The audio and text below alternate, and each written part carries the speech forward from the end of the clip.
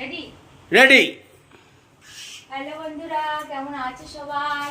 তো দেখো পুজো তো চলেই আসলো, আর হাতে গোনা কয়েকটা দিন বাকি।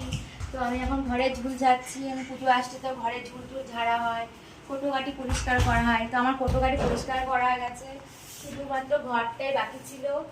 ঘরটা পরিষ্কার করবো, তাহলেই আমার পুজোর কাজটা কমপ্লিট হয়। দেখো আমার ঘরের কি অবস্থা, বিছনা খাতা সব তোষকটা রোদ্দুর দিয়েছি। আমাদের 5খানা ঘর, এই 5খানা ঘর করতে করতে আমার একদম দফা সারা। প্রত্যেক দিন 5টা ঘর পরিষ্কার করতে হয়। এত করে আর পাচ্ছি না। তোমাদের দাদাভাই আমাকে একটু হেল্পও করে না যে একটু কাজ করতে। মিথ্যাবাদী আর সত্যিবাদী। একটু স্বামীরা যদি হেল্প করে ওয়াইফদের, তাহলে কতটা কষ্ট কমে। কিন্তু ছেলেরা সেটা বোঝে না।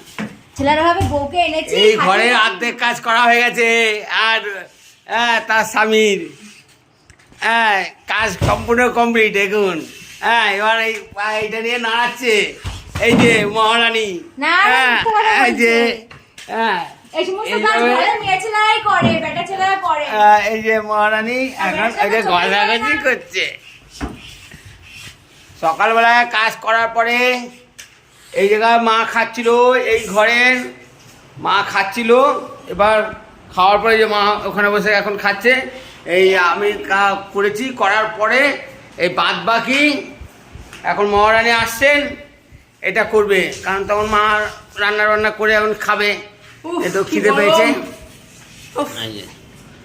এখন মহারানী একটু ঘষে দিচ্ছে, আমি ঘষেছি, আর একটুখানি ঘষতে হবে। সেটা হলো এই যে মহারানী।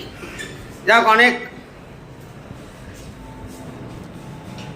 প্রচন্ড খাটনির কাজ। রান্নাঘরটা হয়ে গেছে, আর রান্নাঘরটা হয়ে গেছে।